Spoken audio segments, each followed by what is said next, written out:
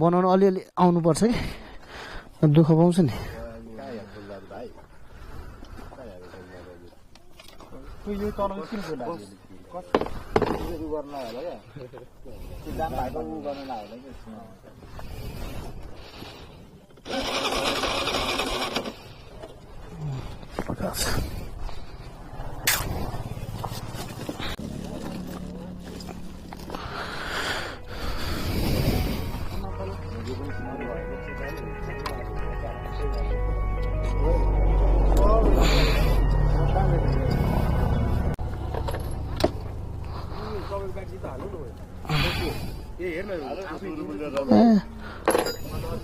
plug एउटा हालिदिनु पर्छ ल